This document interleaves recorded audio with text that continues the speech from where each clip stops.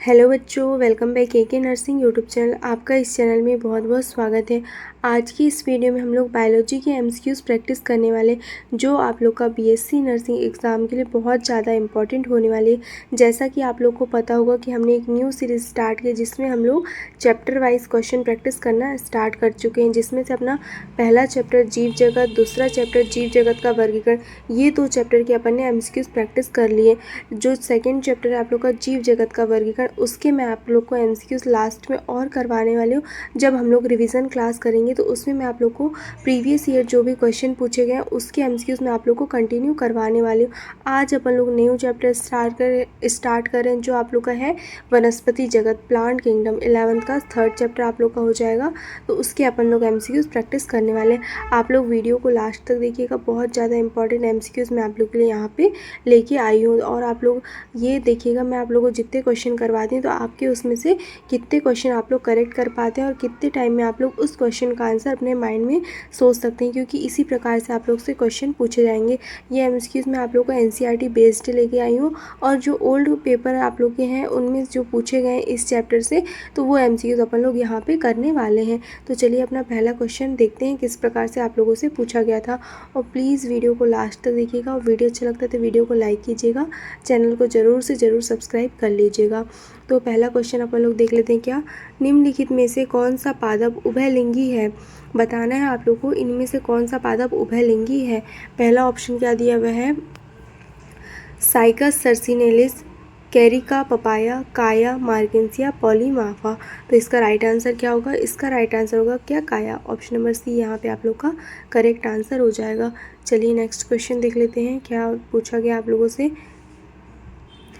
निम्नलिखित में से कौन से शैवाल केराजिन उत्पन्न करते हैं? बहुत इजी सा क्वेश्चन है। कौन सा शैवाल है जो केराजिन उत्पन्न करते हैं?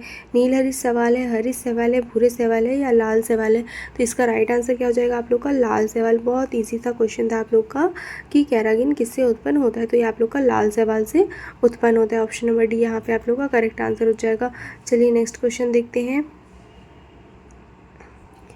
निम्नलिखित में से किस शैवाल में संचयी खाद के रूप में मैनिटॉल होता है? संचयी खाद के रूप में क्या होता है? मैनिटॉल होता है। ये आप लोग एनसीईआरटी की देखिएगा, एक चार्ट बना हुआ है उसमें, इसमें आप लोग को पता होगा, चार्ट नहीं तो आप लोग की थ्योरी मतलब लिखा हुआ है उसमें कि मैनिटॉल किसका आप लोग का क्या होता है? संचयी खाद्य पदार्थ के रूप में होता है। यूलोथ्रिक्स है, एक्टोकार्पस है, ग्रेसिलेरिया है, या वॉल्वॉक्स है? तो इसका राइट आंसर क्या होगा? आप लोग को पता हो तो ज़रूर से कमेंट करके बताइएगा। निम्नलिखित में से किस शैवाल में संचयी खाद्य के रूप में मैनिटॉल होता है? तो आप लोग को बताना है किस सवाल में संचयी खाद्य के रूप में क्या होता है? मैनिटॉल होता है। तो इसका राइट आंसर क्या हो जाएगा आप लोग का? एक्टोकार्पस। ऑप्शन नंबर बी जो है आप लोग का यहाँ पे करेक्ट आंसर हो जाएगा। चलिए नेक्स्ट क्वेश्चन देख लेते हैं। निम्नलिखित में से कौन सा युग्म एक कोशिकीय शैवालों का है?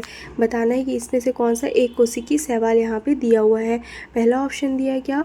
जिलेडियम और ग्रेसिलेरिया। दूसरा ऑप्शन दिया है क्या? एनाबीना और वॉल्वॉक्स। तीसरा ऑप्शन दिया है आप लोग का क्लोरेला और स्पाइरुलिना। चौथा ऑप्शन दिया है लेमनेरिया और सार्गसम। तो आप लोग को बताना है कि एक कोशिकीय शैवाल कौन सा है यहाँ पे। ठीक है, तो इसमें से कौन सा है आप लोग का? क्लोरेला और स्पाइरुलन जो है आप लोग का, स्पाइरुलिना है जो, वो एक कोशिकीय आप लोग का यहाँ पे शैवाल होता है। ठीक है, तो ये आप लोग का ऑप्शन नंबर सी जो है यहाँ पे करेक्ट आंसर हो जाएगा। क्या? क्लोरेला और स्पाइरुलिना जो है आप लोग का एक कोशिकीय शैवालों का युग्म यहाँ पे है। चलिए इसका वो देख लेते हैं, इसकी डिटेल्स अपन देख लेते हैं किस प्रकार से ये होता है। तो क्लोरेला और स्पाइरुलिना एक कोशिकीय शैवाल है। आप लोग बोलते थे मैम बाकी क्वेश्चन का आप लोग मुझे समझा दीजिए कि क्या डिटेल होगी, क्या सब कुछ होगा। तो मैं सारे क्वेश्चन का आप लोग का इसी प्रकार से लेके आऊँगी। क्वेश्चन करेंगे, उसकी डिटेल करेंगे यहाँ पे अपन लोग, क्योंकि कुछ बच्चों का क्या है, थ्योरी बिल्कुल भी नहीं पढ़ा है, तो वो डायरेक्ट क्वेश्चन प्रैक्टिस करते हैं। उससे क्या होता है, आप लोग की बहुत अच्छे से प्रैक्टिस उतनी नहीं हो पा रही है।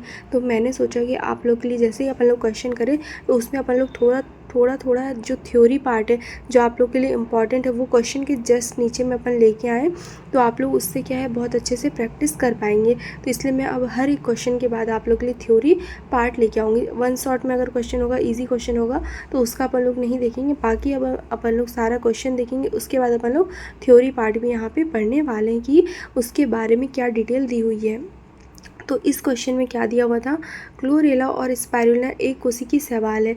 जिलेटियम, ग्रेसिलेरिया, लैमिनेरिया और सार्गसम बहुकोशिकीय है, वॉल्वक्स समूह में रहता है। ठीक है, तो क्या बोला गया था, मतलब यहाँ पे क्या दिया हुआ है, ये देखिए क्लोरेला और स्पाइरुलिना एक कोशिकीय शैवाल है। ठीक है, अब आप लोग से क्वेश्चन कैसे पूछ लिया जाएगा, ये बहुकोशिकीय शैवाल कौन सा है पूछ लेगा, तो उसमें क्या जिलेटियम होगा, ग्रेसिलेरिया होगा, लैमिनेरिया होगा, सार्गसम होगा, और बहुकोशिकीय शैवाल है और किस समूह में रखा गया, तो ये वॉल्वक्स समूह में आप लोग का रखा गया है। ठीक है, तो इस प्रकार से आप लोग के क्वेश्चन पूछे जाएंगे, या पूछ लेगा ग्रेसिलेरिया किस मतलब कौन सा शैवाल है, बहुकोशिकीय, एक कोशिकीय, या पूछ लेगा लैमिनेरिया के बारे में, पूछ लेगा सार्गसम के बारे में भी पूछ लेगा। तो आप लोग को ये बनना चाहिए। अगर आप लोग को क्लास अच्छी लगी है तो प्लीज़ लाइक कर दीजिएगा, चैनल को सब्सक्राइब जरूर से करते हुए चलिएगा। चलिए, तो इसके आगे अपन देखते हैं क्या, क्लोरेला सबसे अधिक उत्पादित किया जाने वाला यूकैरियोटिक शैवाल है। क्या बोला गया है, क्लोरेला जो है सबसे अधिक उत्पादित किया जाने वाला क्या यूकैरियोटिक शैवाल है। ठीक है, एक कोशिकीय है पर क्या है, यूकैरियोटिक शैवाल है, क्योंकि इसका व्यापक रूप से क्या होता है, क्योंकि इसका व्यापक रूप से स्वास्थ्य, भोजन तथा पूरक आहार के साथ साथ दवा और सौंदर्य प्रसाधन उपयोग किया जाता है। इनमें प्रोटीन, केराटिन युक्त कुछ इम्यूनोम्यूलेटर, पॉलीसेकेराइड और विटामिन तथा खनिज होता है। ठीक है, तो इस प्रकार से यहाँ पे क्लोरेला के बारे में सारी डिटेल दी हुई है। सबसे अधिक उत्पादित किए जाने वाला यूकैरियोटिक शैवाल है। ठीक है, कोई ऐसा शैवाल है क्लोरेला आप लोग का यूकैरियोटिक शैवाल है, एक कोशिकीय शैवाल है, और कौन सा है, यूकैरियोटिक है। तो आप लोग से इस प्रकार से पूछेगा क्लोरेला यूकैरियोटिक है या प्रोकैरियोटिक शैवाल है, तो ये आप लोग का यूकैरियोटिक शैवाल है। चलिए नेक्स्ट क्वेश्चन देखते हैं।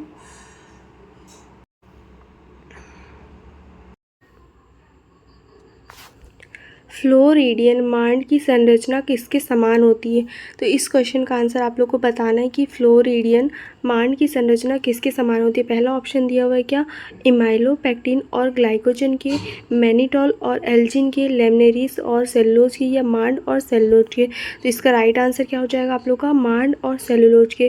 क्या होता है, फ्लोरिडियन मांड किसकी संरचना के समान होता है आप लोग का, तो ऑप्शन नंबर डी आप लोग का यहाँ पे राइट आंसर हो जाएगा क्या, मांड और सेलुलोज के। ऑप्शन नंबर डी आप लोग का करेक्ट आंसर हो जाएगा। चलिए इसका सॉल्यूशन देख लेते हैं अपन लोग, इसकी थ्योरी अपन पढ़ लेते हैं किस प्रकार से आप लोग का थ्योरी में फ्लोरिडियन स्टार्च के बारे में यहाँ पे बताया गया है। तो क्या होता है, फ्लोरिडियन स्टार्च लाल शैवाल में संग्रहित खाद्य सामग्री है। ठीक है, संग्रहित खाद्य सामग्री है, इसकी संरचना अमाइलोपेक्टिन और ग्लाइकोजन के समान होती है। तो आप लोग को याद रखना है, ये लाइन को आप लोग को इम्पॉर्टेंट लाइन है, इनसे आप लोग के क्वेश्चन बनते हैं। मैं आप लोग को बोल के बताती हूँ, आप लोग सुन के अनसुना कर देते हो कि मैम इसी क्वेश्चन को रिपीट कर रही होगी करके, इसलिए मैं आप लोग के लिए थ्योरी लेके आई हूँ, जिससे कि आप लोग को यहाँ पे लिखा हुआ रहेगा तो आप लोग को समझ में ज़्यादा अच्छे से आएगा, ताकि मैं आप लोग को जो बोलूँ वो समझ में आए कि मैं क्या बोलना चाह रही हूँ, किस तरीके से मैं आप लोग को समझाना चाह रही हूँ। तो क्या दिया हुआ है यहाँ पे, फ्लोरिडियन स्टार्च लाल शैवाल में संग्रहित खाद्य सामग्री, इसकी संरचना अमाइलोपेक्टिन और ग्लाइकोजन के समान होती है।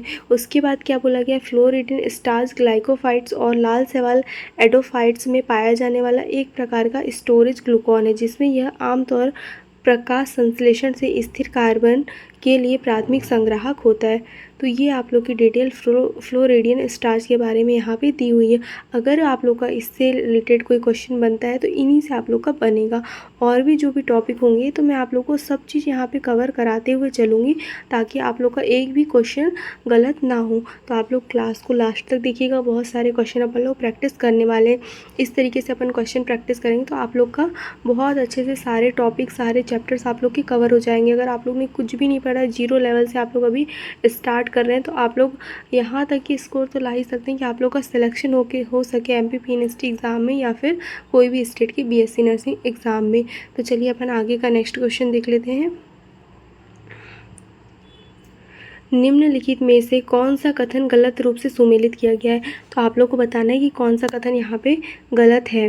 तो पहला ऑप्शन क्या दिया हुआ है, जेमा धानी मार्केंशिया होता है, द्विकशाभिक चल बीजाणु भूरे शैवाल होते हैं, एक कोशिकीय युग्मक पॉलीसाइफोनिया होता है, या डी दिया हुआ है क्या, एक कोशिक जीव क्लोरेला है। तो ये आप लोग को बताना है कि क्या यहाँ पे गलत दिया हुआ है। तो यहाँ पे गलत सुमेलित क्या दिया हुआ है आप लोगों का, गलत दिया हुआ है क्या, एक कसाबिक युग्मक जो आप लोग का पॉलीसाइफोनिया है ये यहाँ पे गलत तरीके से सुमेलित किया हुआ है। बाकी यहाँ पे आप लोग का सही यहाँ पे है जेमा धानी मार्केशिया होता है, द्विकसाबिक जल बीजाणु भूरे सवाल होते हैं, ये बिल्कुल करेक्ट है। एक कोशिकी जीव क्लोरेला होता है, भी प्रीवियस क्वेश्चन अपन ने किया था। एक कोशिकी जीव क्या है आप लोग का, क्लोरेला है। तो ये आप लोग को अच्छे से पता हो गई। चलिए इसका अपन लोग थ्योरी देख लेते हैं क्या दिया हुआ है। पॉलीसाइफोनिया लाल शैवाल की एक प्रजाति होती है। पॉलीसाइफोनिया क्या है, लाल शैवाल की एक प्रजाति है। इसके अलैंगिक स्पोर तथा गैमेट गतिहीन होते हैं तथा बिना कसाबिका फ्लैजेला के होते हैं। तो क्या याद रखना है, पॉलीसाइफोनिया जो होता है आप लोग का लाल शैवाल है। पहला पॉइंट नोट डाउन करिएगा।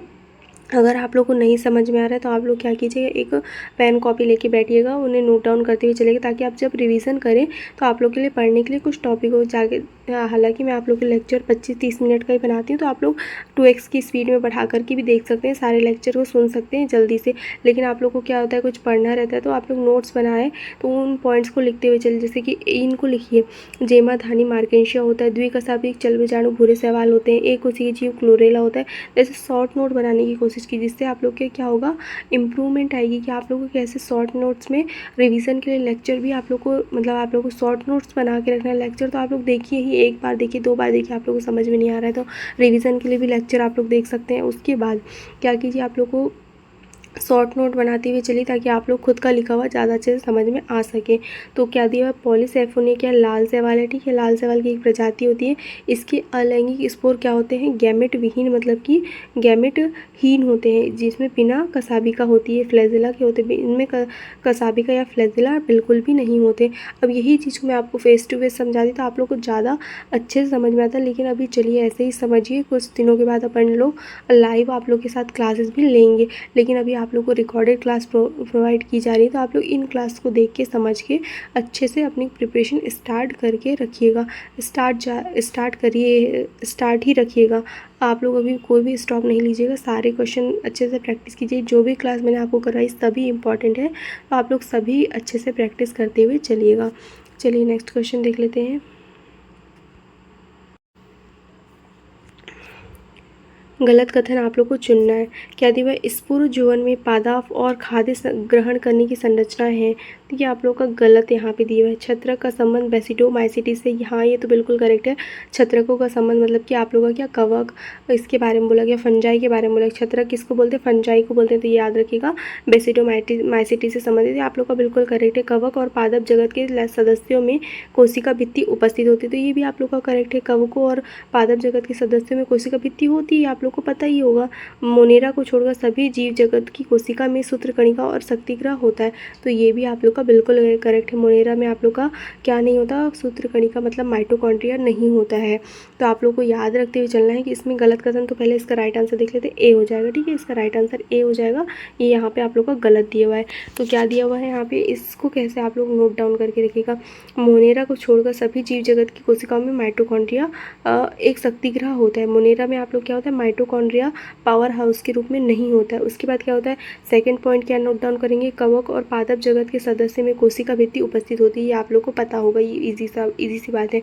और छत्रकों फंजाई का आप लोग का संबंध बेसिडोमाइसिटिस से होता है। तो ये आप लोग को पता होगा, नोट डाउन करके रखिएगा। या लेक्चर को फिर से रिपीट करेंगे तो आप लोग स्पीड बढ़ा करके भी देख सकते हैं। अगर आप लोग को क्वालिटी समझ में नहीं आती तो आप लोग 360p में अगर वीडियो देखते हैं तो इससे बढ़ा करके आप लोग 480 पे देखिएगा, ताकि आप लोगों को क्लियर यहाँ पे दिख सके, ठीक है। चलिए नेक्स्ट क्वेश्चन देखते हैं अपन।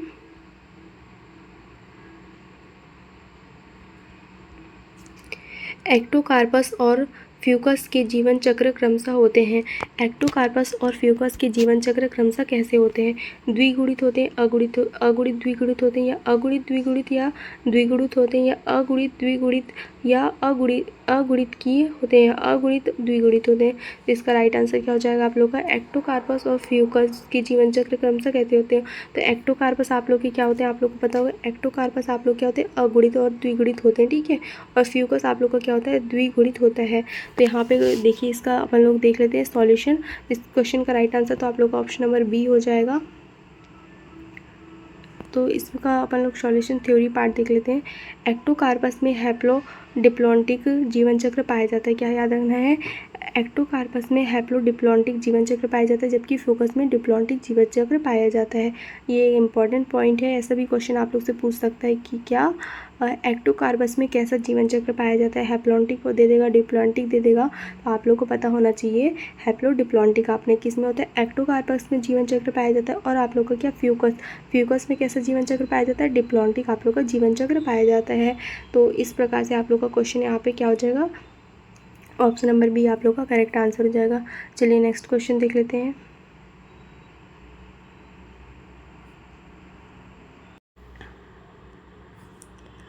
वह कौन सा शैवाल है जिसे मानव के लिए खाद्य के रूप में वियोजित किया जा सकता है। कौन सा मतलब आप लोग का शैवाल है जो कि मानव खाद्य के रूप में मतलब अपना उपयोग कर सकता है, तो ये आप लोग को बताना है। तो क्या क्या ऑप्शन दी, यूलोथ्रिक्स, क्लोरेला, स्पायरोगारा या पॉलीसाइफोनिया। तो क्वेश्चन देखते ही आप लोग को इसका आंसर माइंड में आ जाना चाहिए। इसका राइट आंसर क्या हो जाएगा, क्लोरेला। ठीक है, ऑप्शन नंबर बी यहाँ पे आप लोग का करेक्ट आंसर हो जाएगा। क्लोरेला के ऊपर आप लोग का सवाल से बहुत क्वेश्चन बनते हैं, तो इसको अच्छे से पढ़िएगा। जितनी भी थ्योरी मैं आप लोग को पढ़ा रही हूँ, तो इन टॉपिक को तो आप लोग एटलीस्ट पढ़ ही लीजिएगा, माइंड में आप लोग रखिएगा, ताकि आप लोग को अच्छे से समझ में आ सके। तो चलिए इसका अपन लोग देख लेते हैं सॉल्यूशन किस प्रकार से दिया हुआ है। क्लोरेला शैवाल का मनुष्यों के खाद्य के रूप में नियोजित किया जाता है, मतलब कि मनुष्य खा सकता है क्लोरेला को। क्लोरेला में प्रचुर मात्रा में क्या होता है, प्रोटीन के आवश्यक पोषक पदार्थ होते हैं। क्लोरेला में क्या होता है आप लोग का, प्रचुर मात्रा में प्रोटीन भी होता है और आवश्यक पोषक पदार्थ होते हैं। इसमें सुखाने के उपरांत लगभग 45% आप लोगों का क्या होता है, प्रोटीन होता है, 20% आप लोग का वसा होता है और 20% कार्बोहाइड्रेट होता है, 5% रेसे होते हैं और 10% आप लोगों का क्या होता है, खनिज यहाँ पे होता है तथा लवण, बाकी विटामिन यहाँ पे मिलते हैं आप लोग का। ये सारी डिटेल यहाँ पे क्लोरेला के बारे में दी हुई है। क्लोरेला शैवाल का मनुष्यों के खाद्य के रूप में नियोजित किया जा सकता है। क्लोरेला में प्रचुर मात्रा में प्रोटीन, आवश्यक पोषक पदार्थ मिलते हैं। सुखाने के उपरांत 45% प्रोटीन, 20% वसा, 20% कार्बोहाइड्रेट, 5% रेसे और 10% खनिज होते हैं तथा बाकी विटामिन इसमें मिलते हैं। तो ये आप लोग पॉइंट्स याद रखते हुए चलिएगा। चलिए नेक्स्ट क्वेश्चन देख लेते हैं।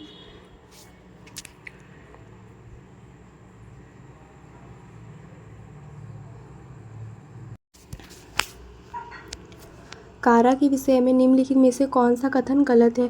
कारा के विषय में आप लोग को बताना है कौन सा कथन यहाँ पे गलत दिया हुआ है। ऊपरी अंडाशय और निचली गोल पुधानी होती है।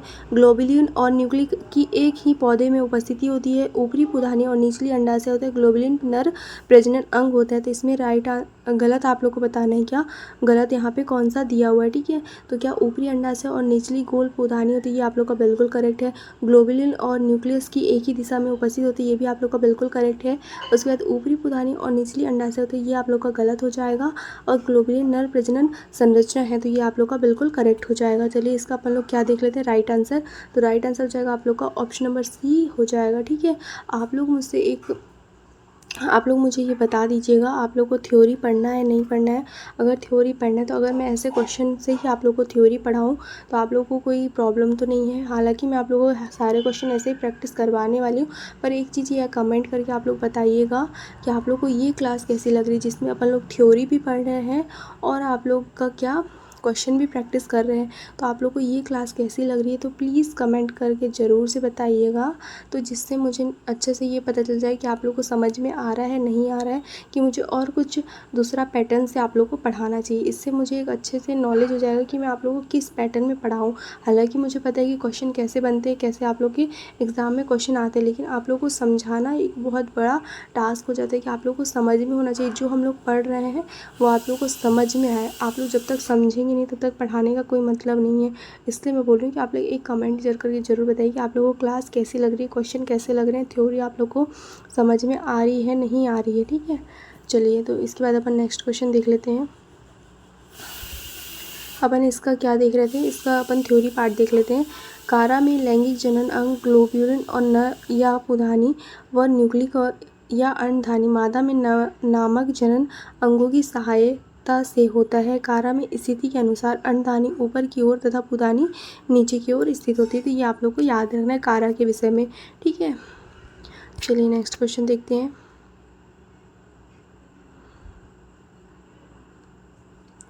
निम्नलिखित में से कौन सा अकशाबिक युग्मकों की सहायता से समयुग्मता दर्शाते हैं? निम्नलिखित में से कौन सा अकशाबिक युग्मकों की सहायता से समयुग्मता दर्शाते हैं? सारगसम है, एक्टोकार्पस है, यूलोथ्रिक्स है, या स्पायरोगैरा है? इसका राइट आंसर क्या हो जाएगा? स्पायरोगैरा हो जाएगा। ऑप्शन नंबर डी यहाँ पे करेक्ट आंसर है। चलिए इसका थ्योरी पार्ट अपन लोग पढ़ लेते हैं जल्दी से कि क्या दिया हुआ है। अकशाबिक युग्मकों की सहायता से समयुग्मता दर्शाते कौन है? स्पायरोगैरा यहाँ पे दिया हुआ है। ठीक है, अब अपन लोग स्पायरोगैरा से रिलेटेड जो भी थ्योरी पार्ट होता है तो उसको अपन यहाँ इसमें कवर करते हुए चलेंगे। ठीक है,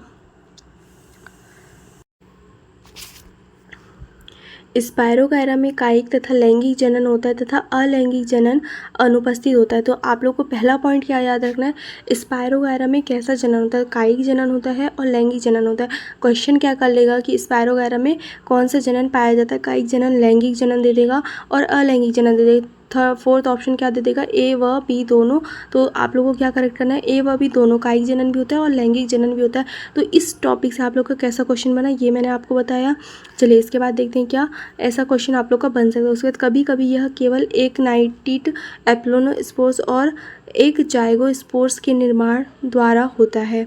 कायिक जनन में स्पायरोगैरा एक लंबा तंतु कई छोटे तंतुओं के या टुकड़ों में विभाजित हो जाता है तथा प्रत्येक भाग एक नए स्पोरोगैरा तंतु का निर्माण करता है। स्पायरोगैरा में लैंगिक जनन समयुग्मन विधि द्वारा होता है जो दो प्रकार से होता है, सीढ़ीनुमा और एक पार्श्व संयुग्मन। ठीक है, तो ये थ्योरी आप लोग को स्पायरोगैरा के विषय में याद रखनी है। इससे भी आप लोग के क्वेश्चन बनते हैं।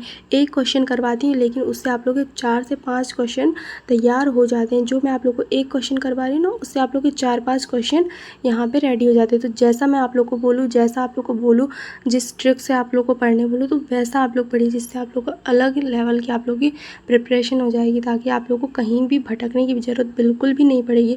लोग आते हैं क्वेश्चन करवाते हैं चले जाते हैं, लेकिन समझाते ही नहीं तो क्या समझ में आएगा आप लोग को ना। तो सारी चीज़ें आप लोग को समझानी, कैसे पढ़ना है, क्या करना है, सब डिटेल में आप लोग को बताते हुए चलती हूँ। हर एक क्वेश्चन के बाद आप लोग को कुछ ना कुछ आप लोग को ऐसा बताती हूँ जिससे आप लोग का क्या अच्छे से आप लोग पढ़ाई पे ध्यान दें और अच्छे से अच्छे क्वेश्चन प्रैक्टिस करें। कैसे पढ़ना है ये चीज़ें कोई नहीं बताता, कोई टीचर नहीं बताता कि आप लोगों को कैसे पढ़ना है, कितनी कैसे प्रिपरेशन करनी है। आएंगे अपना टॉपिक पढ़ाएंगे चले जाएंगे, लेकिन समझाता बहुत कम लोग है। अगर आप लोग को हर एक चीज़ समझाते हुए चलें कि कैसे समझना है, कैसे पढ़ना है, तो अभी आप लोग का सिलेक्शन अच्छे से हो जाएगा, आप लोग सेफ स्कोर तक पहुंच जाएंगे। चलिए नेक्स्ट क्वेश्चन देख लेते हैं।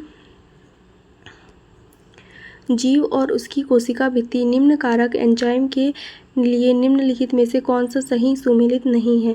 पादप कोशिकी, सेलुलोज, शैवाल, मिथाइलेज, कवक, काइटिनेज, जीवाणु, लाइसोजाइम। तो कौन सा सही सुमेलित नहीं है? बताना नहीं है।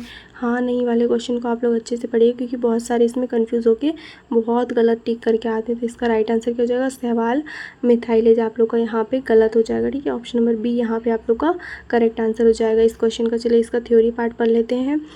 शैवाल एक प्रकार के पादप हैं, इसलिए इनकी कोशिका भित्ति सेलुलोज की बनी होती है। इसकी कोशिका भित्ति के अपक्षय के लिए सेलुलोज नामक एंजाइम की आवश्यकता होती है। तो शैवाल का मिथाइलेज यहाँ पे गलत हो जाएगा, क्या हो जाएगा? सेलुलोज हो जाएगा आप लोग का, सेल्यूलोज आप लोग का यहाँ पे हो जाएगा। ठीक है,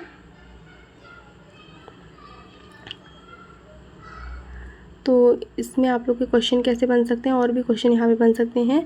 शैवाल का यहाँ पे सेलुलोज हो जाएगा, मिथाइलेज नहीं होगा, तो इसका राइट आंसर तो बी ही आप लोग का यहाँ पे करेक्ट आंसर हो जाएगा। थ्योरी में आप लोग को मैंने बता दिया कि शैवाल एक प्रकार के पादप है, इसलिए इनकी कोशिका भित्ति सेलुलोज की बनी होती है। इसकी कोशिका भित्ति के अपक्षय के लिए सेलुलोज नामक एंजाइम की आवश्यकता होती है। सेलुलोज नामक एंजाइम की आवश्यकता होती है, याद रखते हुए चलिएगा ये पॉइंट्स को। चलिए नेक्स्ट क्वेश्चन देख लेते हैं।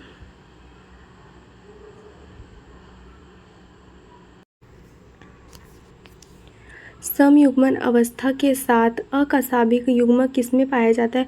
समयुग्मन अवस्था के साथ अकशाबिक युग्मन किसमें पाया जाता है? स्पायरोगैरा, वॉलवॉक्स, फ्यूकस या क्लेमाइडोमोनास। तो इसका राइट आंसर क्या हो जाएगा? अकशाबिक युग्मक किसमें पाया जाता है? समयुग्मन अवस्था के साथ स्पायरोगैरा में पाया जाता है। तो ऑप्शन नंबर ए आप लोग का यहाँ पे करेक्ट आंसर हो जाएगा। चलिए इसका थ्योरी पार्ट जल्दी से पढ़ लेते हैं। स्पायरोगैरा में लैंगिक प्रजनन संयुग्मन के द्वारा होता है। स्पायरोगैरा में क्या होता है? लैंगिक प्रजनन संयुग्मन के द्वारा होता है। युग्मकों में कशाबिका का अभाव होता है तथा बाह्य संरचना के आधार पर समान होते, परंतु आंतरिक संरचना के आधार पर भिन्न होते। वॉलवॉक्स तथा फ्यूको समयुग्मकी के उदाहरण हैं। क्लेमाइडोमोनास समयुग्मकी कशाबिका युक्त युग्मक होते हैं। बहुत से बच्चों का कमेंट आता है मैम बाकी क्वेश्चन का सॉल्यूशन बताइए, तो ये उनके लिए है स्पेशली जो सॉल्यूशन पढ़ना चाहते हैं और जो नहीं भी कुछ भी नहीं पढ़े तो उनके लिए बहुत ज़्यादा, आप लोग के लिए बहुत ज़्यादा अच्छा होने वाला है। तो आप लोग सारे जो मैं करवा रही हूँ लास्ट तक ज़रूर से देखिएगा और सब कुछ समझते हुए चलिएगा। तो स्पायरो वगैरह के बारे में अपन ने देख लिया। क्या होता है, लैंगिक प्रजनन संयुग्मन के द्वारा होता है, ये याद रखिएगा। फिर युग्मकों में कसाबिका का अभाव होता है स्पायरो वगैरह में। उसके बाद क्या दिया, बाह्य संरचना के आधार पर होता है, इस आंतरिक संरचना के आधार पर भिन्न होती है। वॉल्वॉक्स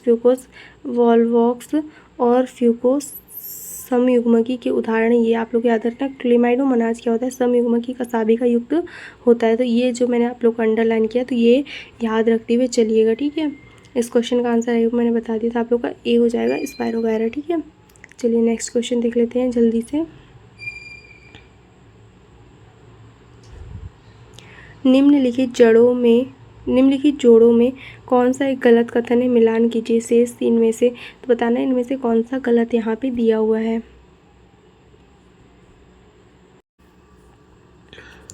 क्वेश्चन क्या बोल रहा है, निम्नलिखित जोड़ों में से एक गलत कथन को मिलान करना है। पेनिसिलियम कोनिडिया, वाटर हाइसिंथ ऊपरी भूस्तरीय ब्रायोफिलियम किस लय पत्तियों के मुकुलन में अगेव पत्र प्रकलिकाएं। तो इसका राइट आंसर क्या हो जाएगा आप लोगों का, गलत कथन कौन सा दिया है, वाटर हाइसिंथ ऊपरी भूस्तरीय जो है आप लोग का ऑप्शन नंबर बी इस क्वेश्चन का राइट आंसर हो जाएगा। बाकी तीन जो दिए हुए ना ये बिल्कुल करेक्ट है। पेनिसिलियम में कोनिडिया के द्वारा होता है, ठीक है। ब्रायोफिलियम किसले पत्तियों की मुकुलन द्वारा होता है, और अगेव में जो होता है पत्र प्रकलिकाएं, इसका राइट आंसर हो जाएगा, ठीक है। ये तीनों यहाँ पे करेक्ट है और इनकरेक्ट आप लोग का कौन सा यहाँ पे बी हो जाएगा आंसर, तो आप लोग का बी हो जाएगा। चलो इसका थ्योरी पार्ट देख लेते हैं। वाटर हाइसिंथ एक मुक्त प्लावी फ्री फ्लोटिंग बहुवार्षिक पौधा है जो 3 फीट की ऊंचाई तक लंबा हो सकता है। क्या हो सकता है, 3 फीट की ऊंचाई तक के लंबा हो सकता है। वाटर हाइसिंथ एक मुक्त प्लावी फ्री फ्लोटिंग बहुवार्षिक पौधा है जो 3 फीट की ऊंचाई तक के लंबा हो सकता है। चलिए नेक्स्ट क्वेश्चन देख लेते हैं। एल्गी शैवालों में कोशिका भित्ति किसकी बनी होती, बहुत ईजी सा क्वेश्चन है। इस क्वेश्चन को मैंने आप लोगों को करवा चुकी हूँ। इसका राइट आंसर आप लोग मुझे कमेंट में ज़रूर से बताइएगा। बहुत ईजी क्वेश्चन है, ये मैंने आप लोग को करवाया है। शैवालों में कोशिका भित्ति किसकी बनी होती है, तो इसका राइट आंसर क्या हो जाएगा आप लोग का, शैवालों की कोशिका भित्ति सेलुलोज, ग्लैक्टोज और मेनोस की बनी होती है। ऑप्शन नंबर ए आप लोग का यहाँ पे करेक्ट आंसर हो जाएगा। यहीं पे आप लोगों को थ्योरी में भी दिया हुआ है, शैवालों की निश्चित कोशिका भित्ति होती है जो सेलुलोज, ग्लैक्टोज तथा मेनोस की बनी होती है। बहुत इजी क्वेश्चन है, मैंने आप लोगों को पहले करवा चुका था, इसलिए मैंने आप लोग को डायरेक्ट आंसर बता दिया कि शैवालों की कोशिका भित्ति किसकी बनी होती है, सेलुलोज, ग्लैक्टोज और मेनोस की बनी होती है। ऑप्शन नंबर ए यहाँ पे आप लोग का करेक्ट आंसर हो जाएगा। तो चलिए आज अपन इतने ही क्वेश्चन रखते हैं। 15 क्वेश्चन देखा अपन ने विथ आप लोग का थ्योरी पार्ट और टॉपिक अपन ने देख लिया सारा, कैसे क्वेश्चन बनते हैं। एक मतलब 15 क्वेश्चन आप लोगों ने किया तो मतलब समझ लो आप लोगों ने 60 क्वेश्चन की प्रैक्टिस कर ली, जैसा मैंने आप लोगों को करवाया। मतलब आप लोग मान के चलिए कि आप लोग के कितने सारे क्वेश्चन आपने प्रैक्टिस कर लिए, थ्योरी पढ़ लिया, हर एक चीज़ आप लोग का इस लेक्चर में कवर हो रहा है। अगर आप लोग को वीडियो अच्छा लगा तो वीडियो को लाइक कीजिएगा, चैनल को सब्सक्राइब कर लीजिएगा। तो अगली क्लास अपन इसे आगे ही कंटिन्यू करेंगे। बहुत सारे क्वेश्चन मैं आप लोग को लेके आ गई हूँ, आगे की क्लास अपन आगे कंटिन्यू कल करेंगे। आज की वीडियो के लिए बस इतना ही, धन्यवाद।